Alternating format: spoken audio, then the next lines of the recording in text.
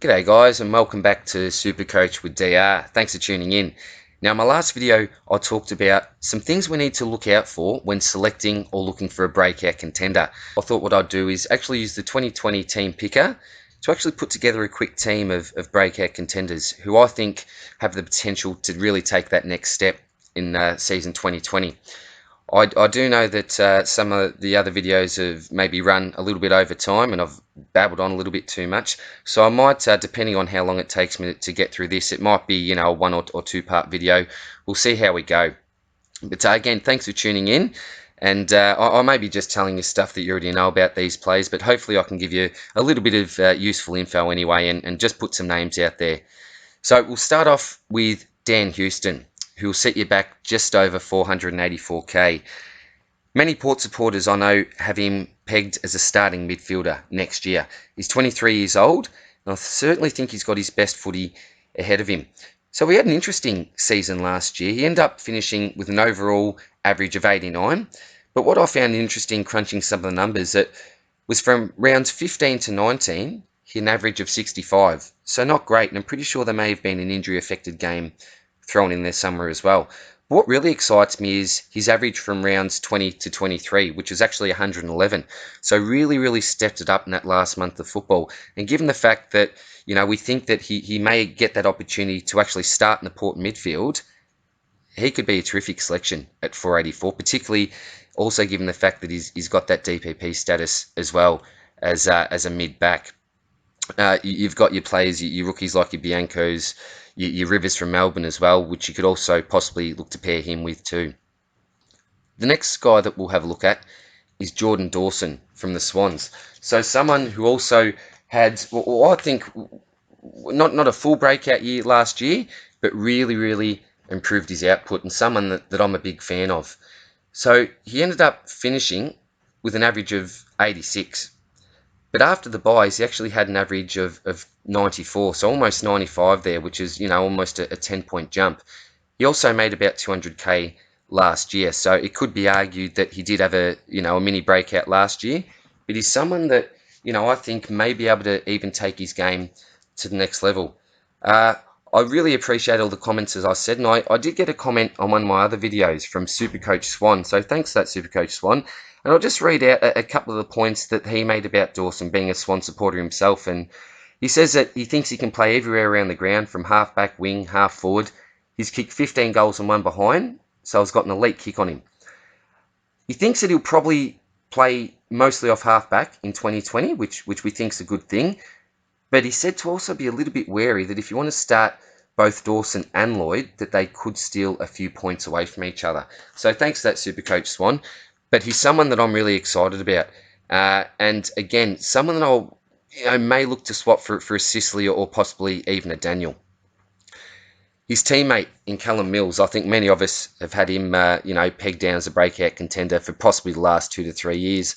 I'll keep it pretty short and simple with Mills. I think it's about his role. If he plays in the midfield, he'll score a lot better and really boost that average.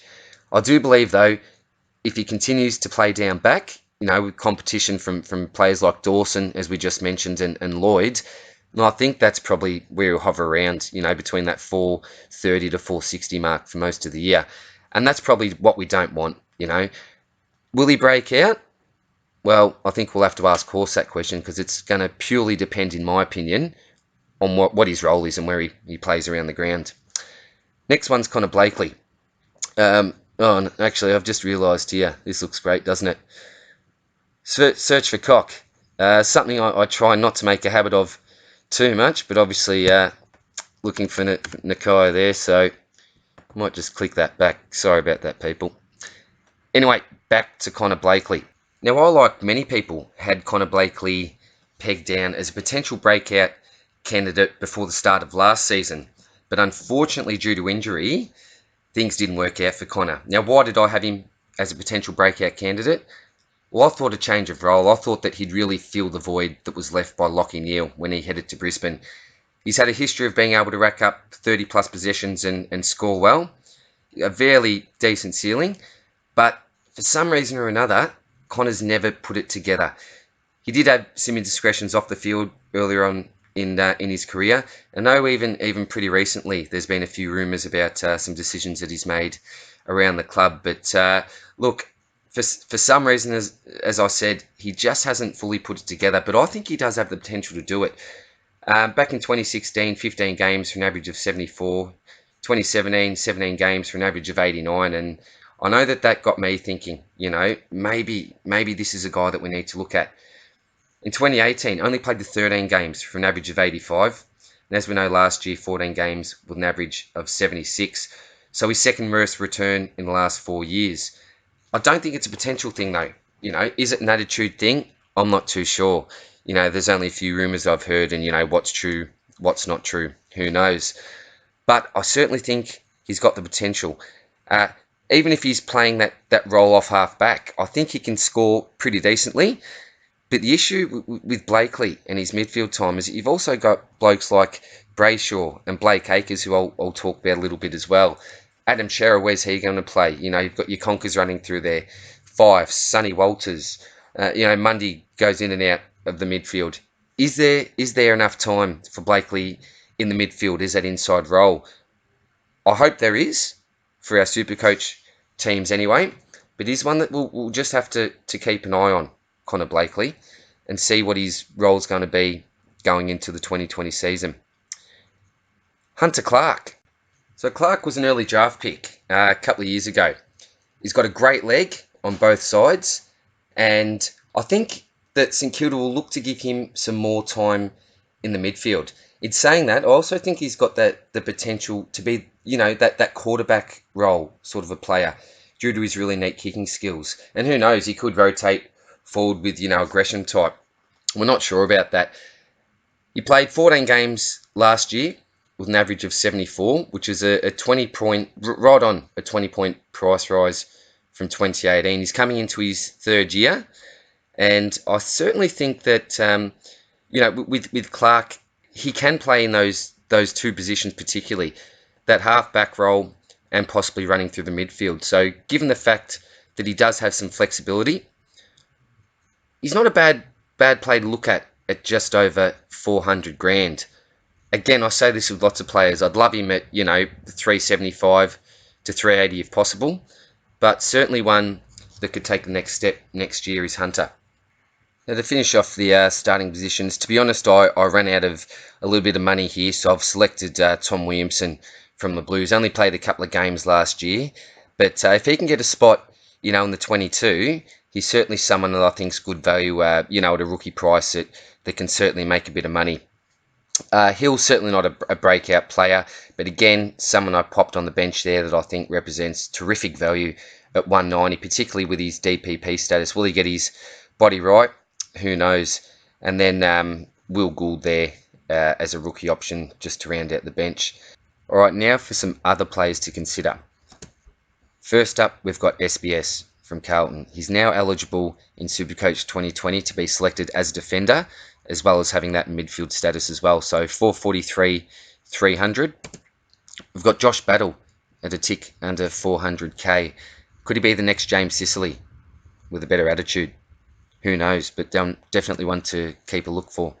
Mason Redmond from the Bombers showed some really good signs in the back line there.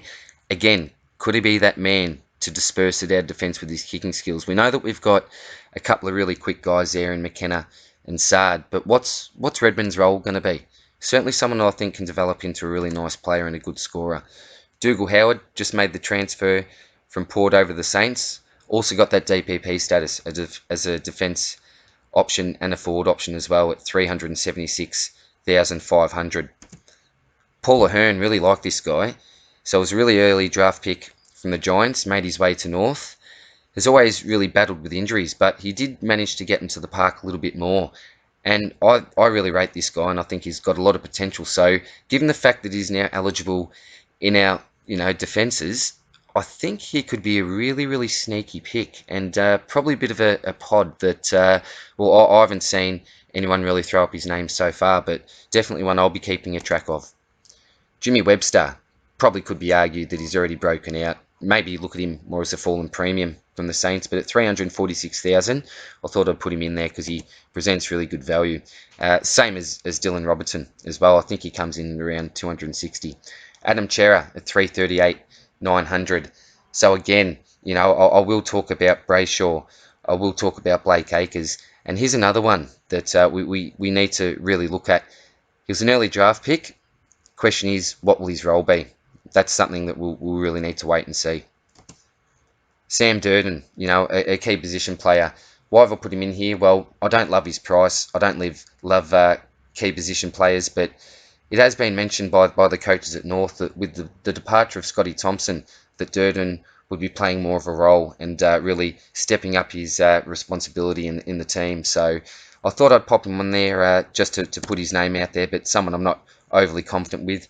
Tom Duday, like him a lot more than Durden, and cheaper as well. Again, it could be argued that he's already had a mini breakout season in his first full year of playing AFL football. But I really like him at 273,700. Again, it could be an awkward price for some, but I think we need to look for value. And if we are looking for value, then here's someone that I think we really need to look at. And rounding out the short list that I've got here, and again, I'm sure that I've missed out on many players, so please leave me with some feedback on anyone that I've missed or some other players in the defensive lines that you're looking at. But I finished off here with Zach Bailey, my man from the Brisbane Lions. Defensive mid eligible at 263,000. What's Zach's role going to be? I really love him streaming out of the back line. As that running half back. Hasn't got elite disposal, but I certainly love the way that he takes the game on. I think in the future, I'd love to see him in the midfield. I liken him, and I'm not comparing him to a Dangerfield in any way, but I think just his ability to really burst out of those stoppages with that burst of speed and strength reminds me a little bit of Dangerfield there. So where does Zach play? I'm not too sure. There's a bit of competition all over the ground in the Lions, and I could, to be honest, see him playing mid, back, or through the forward line. Most likely a mix of everything, a bit of a utility, possibly Zach. So there's a list anyway, guys, of other players that I thought you should consider. Please, again, leave some comments down below of other players that you're looking at or players that I may have missed. I hope I've thrown out a few names just to spark, a little bit of discussion anyway and to get you thinking and do some research on. The next video, I'll go through the midfield side of my Breakout Contenders side. And again, I've tried to keep the actual on-field team under the salary cap and do the best that I can there. So thanks again for watching, guys. Take care. Good luck with your planning, and I'll see you next time. Cheers, guys. Bye. Hope the planning's going well. And if you've got any players that you think I may have missed in the back line, please feel free to let me know in the comments, because I'd love some feedback, and I'd love some other players to have a look at and do a bit of research on. Thanks again, guys. Take care, and I'll see you next time with the midfield. Cheers. Bye.